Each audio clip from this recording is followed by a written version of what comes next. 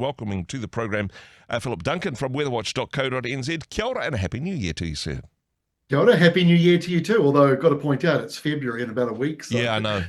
It's how did that happen? exactly. But I mean, that does give us a little bit of traction to ask the question, what do you think of it so far? In terms of summer, we are a good chunk of the way through summer, and we're a good chunk of the way through 2025.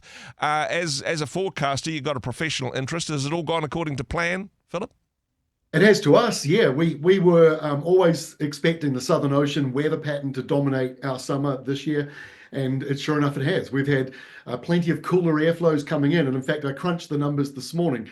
If you're in Northland, if you're in East Cape, Gisborne, all the way down Hawke's Bay, Wairarapa, Wellington, and then into Nelson, Marlborough, and the northern half of Canterbury. So that's really that sort of northeastern corner of New Zealand. You've been not only 2 degrees cooler than average, which is quite a bit, but you've also been much cloudier than average. And so it's kind of a double whammy for the eastern side of New Zealand. And the western side has been drier than average. So quite an interesting setup, and it depends on where you live. Some people are loving the cooler weather. They're finding the summer just perfect temperature, not too hot, not too cold. Others definitely finding it a little bit too cold. And if you're on the eastern side of the country, we're getting more and more complaints about the cloud, which is about to change because we've got westerlies coming back in again, and that usually makes it sunnier and hotter in the east and a little bit cloudier and cooler in the west. Hey, had some relatives visiting from Dunedin, hence the T-shirt, actually. Nice. But they were a bit concerned. Now, I live in Auckland. They're from Dunedin. I think, oh, gosh, Auckland humidity is going to smack us in the face like a brick. Not too bad this year. In fact, they were moaning slightly less than they normally do. The humidity for the northern part of the North Island, not as gasping as previous years, perhaps. Yeah, if you think about like the southern hemisphere, the entire southern hemisphere is being like a motorway, and so you got 2 main lines of traffic going in 2 different directions. Yep.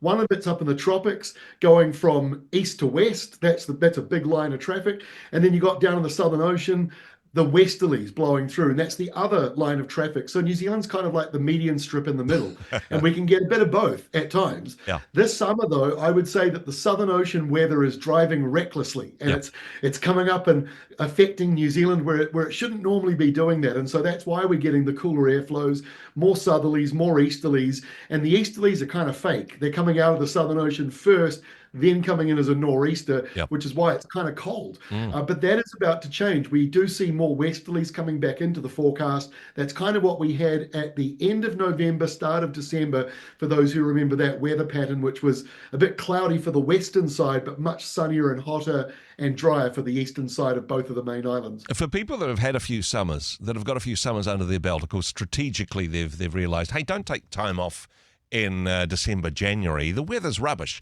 No, work through and then take some time off in February. The weather's traditionally going to get better in February, although sometimes the hotter weather turns into summer storms. What are we looking like as summer continues? That's right. For the people that think that our holidays should shift from, that late December, early January period into February, I mean, there's a lot of good reasons for that. One of the biggest ones I remember is being a kid at school. Like February was hard work, trying to care when it was 30 something degrees.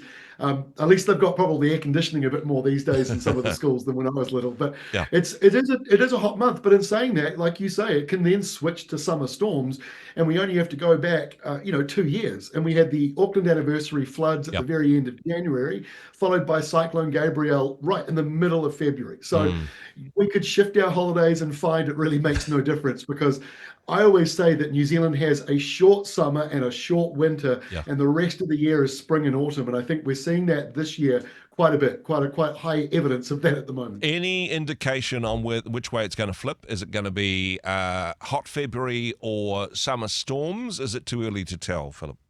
I think we've got two things going on in February. One is the Southern Ocean's still stormy, so Yep. don't expect any sudden end to these kind of injections of cooler air, lower humidity. That's still in the forecast.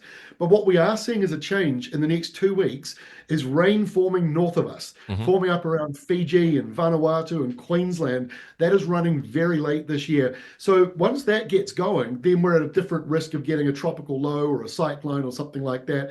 There's nothing on the horizon yet. Hmm. We're stuck in the pattern we've been in for the last month or two.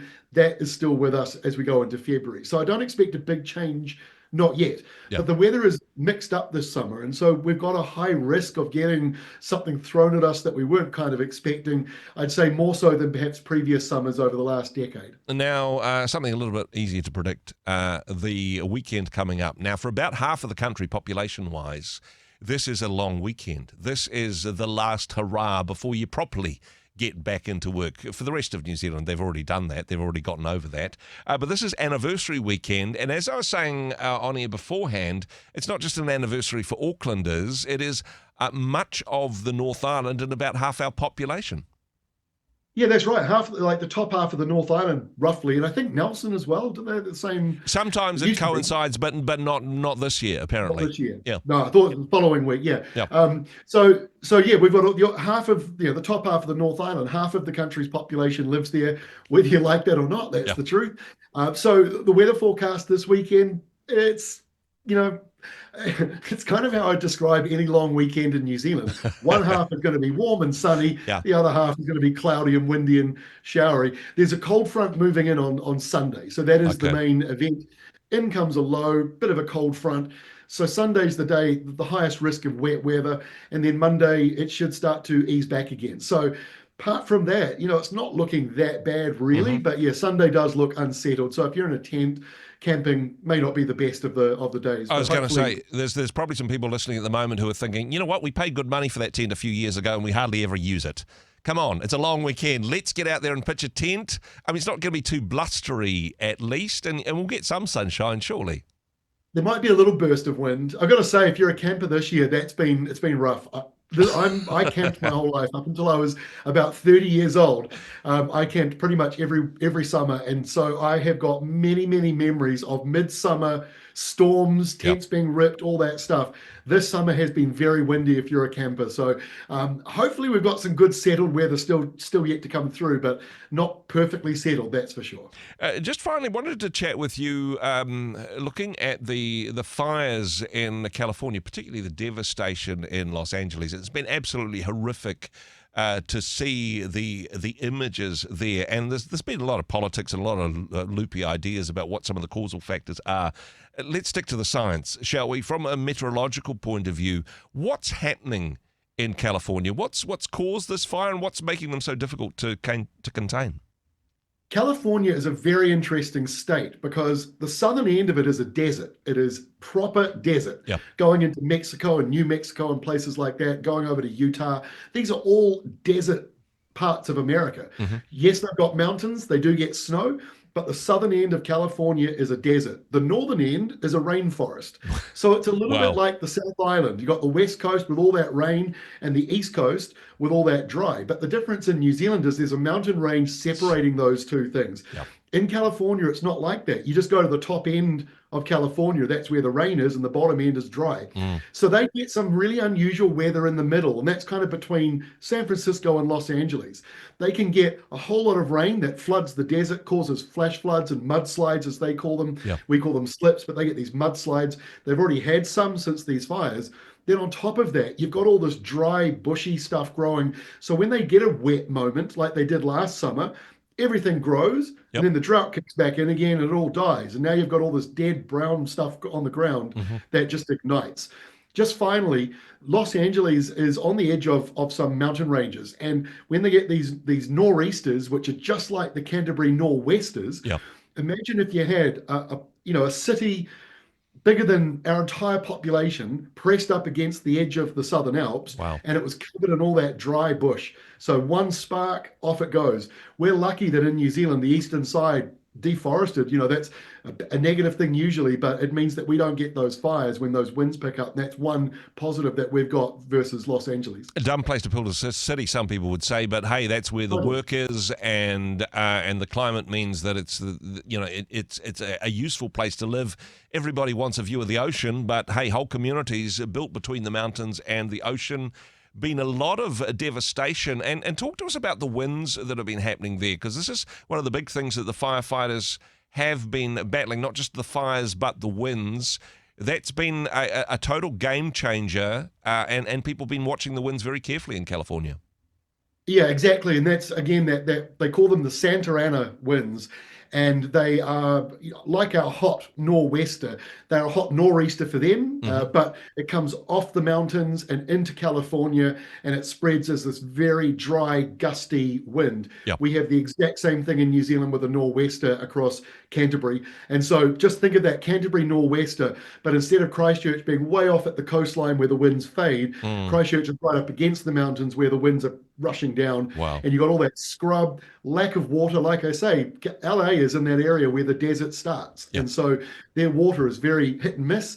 And if they're not saving it and collecting it, then when a fire hits, the only water that you've got is the sea. And they were using the sea to put out the fires. But yeah, it's just a tricky place to live. And we live in lots of silly places around the world. Yeah. I'd argue that Rotorua in New Zealand is kind of a strange place to put a city. The magma's just a little bit under the ground there. We live in Auckland with its 47 or 48 volcanoes. So, Never a dull moment. Hey, but be grateful for the weather we have this weekend. At least we don't have out-of-control wildfires in much of the country, at least.